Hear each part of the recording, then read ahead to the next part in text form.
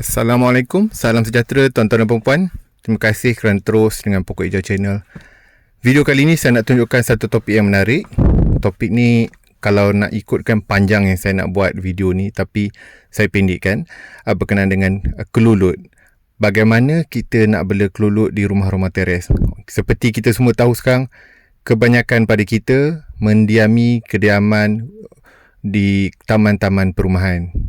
Rumah teres, banglo, tak kisahlah. Tetapi taman perumahan, kebanyakan kita tinggal di bandar pada masa ini. Jadi, macam mana kita nak bela lebah kelulut ni? Boleh ke lebah kelulut hidup di taman-taman perumahan ini? Jadi, teruskan dengan video ini. Saya akan tunjukkan bagaimana nak bela lebah kelulut di taman perumahan.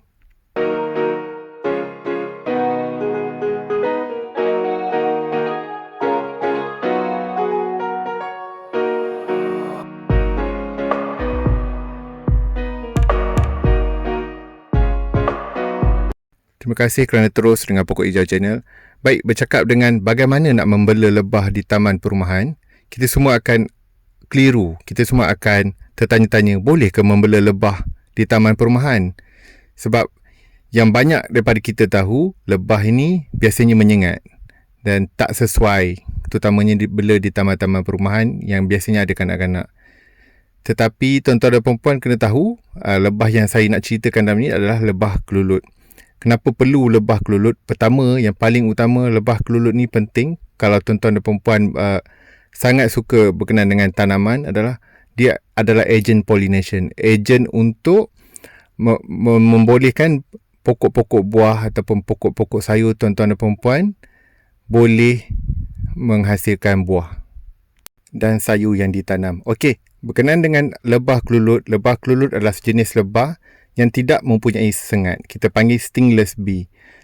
Tetapi sebelum kita nak membela lebah kelulut, pertama kita kena cipta persekitaran untuk lebah kelulut. Persekitaran yang pertama adalah kita perlu ada sekurang-kurangnya tanam pokok air mata pengantin. Pokok yang bunga warna pink ni adalah pokok air mata pengantin. Pokok ini, kenapa kita kena bela di taman perumahan? Adalah kerana di taman perumahan amat sukar untuk lebah kelulut mendapatkan pollen dan juga nektar. Jadi kita kena tanam pokok berdekatan dengan lok kelulut supaya kelulut kita sekurang-kurangnya dia dapat hidup kan lok itu dan mandiri. Ada banyak argument yang ada yang mengatakan jangan terlalu bergantung kepada pokok air mata pengantin, tetapi pada saya pokok ini adalah pokok yang penting kalau kita bela di taman perumahan. Kecuali taman perumahan tuan-tuan dan puan berdekatan dengan kawasan hutan. Okey. Kalau kita tengok di kawasan perumahan ini ditanam juga pokok kelapa, pokok belimbing. Ini pokok-pokok yang dapat memberikan bunga sepanjang tahun untuk lebah kelulut. Jadi poin penting yang saya nak tekankan di sini, sebelum kita nak bela lebah kelulut, cipta environment, cipta persekitaran untuk lebah kelulut boleh hidup pada kadar yang minimum. Okey, ini contoh lok kelulut. Saya bela lok kelulut jenis Itama, dua lok. Satu lok daripada batang kayu, satu lagi daripada papan yang kita cipta jadi kotak hive. Okey, kedua-dua ni jenis Itama. Dan untuk kawasan perumahan, saya sarankan tuan-tuan dan perempuan bela dua spesies saja. Satu Itama ini, satu lagi Thoracea. Kita panggil kelulut Thora. Okey, kalau lok kelulut ni dia ada dua bahagian. Satu di bawahnya dia punya hive. Di atas kita panggil topping. Okey, topping ni dia boleh buka. Bila kita buka, dia ada plastik yang akan menutup ni. Dan kita boleh nampak dalam dia madu dan juga telur lebah kelulut. Ini lok yang kedua pun sama. Kalau tuan-tuan dan perempuan tengok, yang putih-putih tu adalah telur kelulut. Dan yang hitam-hitam di tepi tu, dia ada kantung-kantung yang mengandungi madu kelulut yang kita boleh sedut menggunakan mesin khas.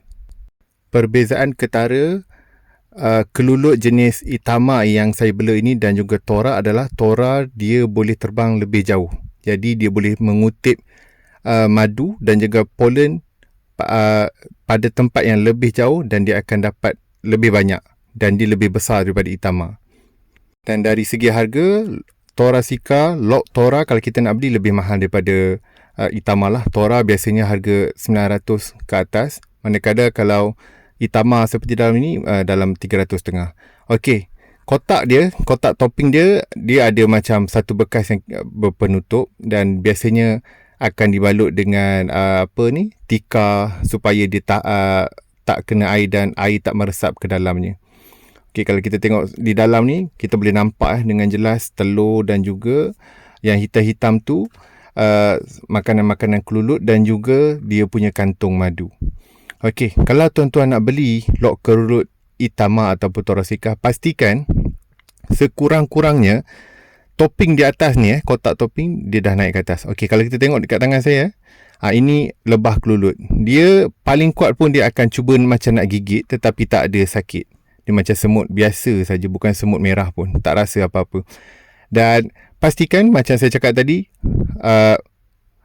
madu dan juga dia punya topping tu dah naik, termasuk ada sedikit telur.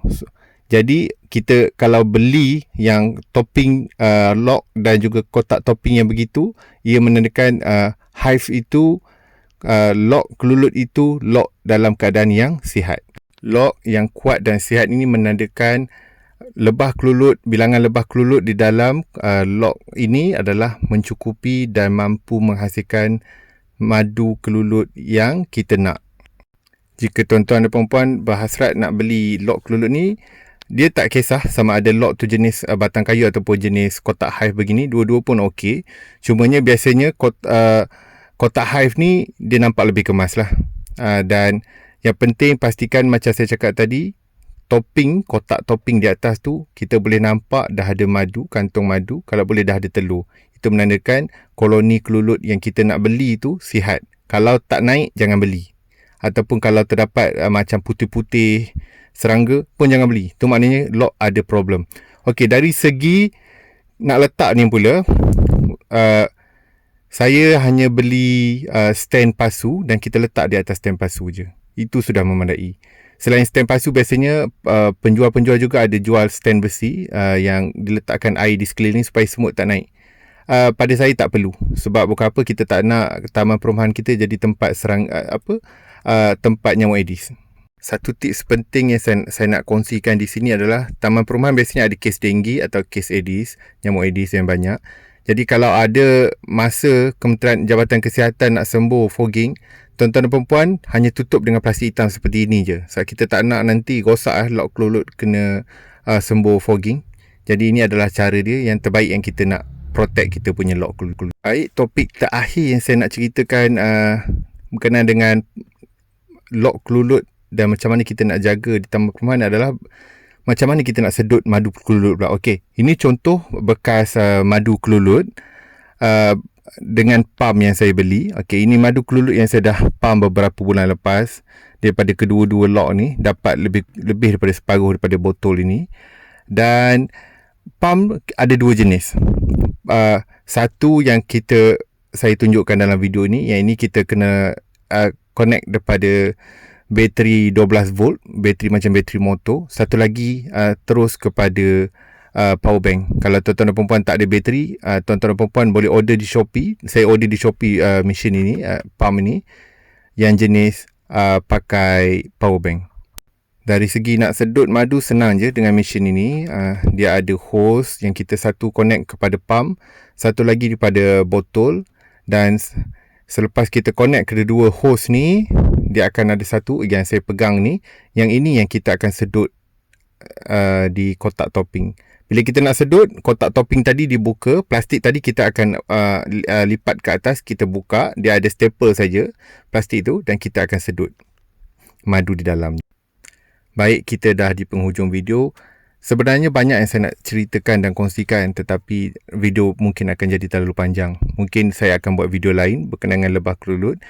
Dan saya harap perkongsian saya ini, tips dan sebagainya, membantu tuan-tuan dan perempuan dalam membuat keputusan nak membela lebah kelulut di kawasan perumahan tuan-tuan dan perempuan. Dan jika ada apa-apa, mungkin tuan-tuan dan perempuan boleh komen di video ini. Sekian, terima kasih. Terima kasih kerana terus dengan Pokok Hijau Channel.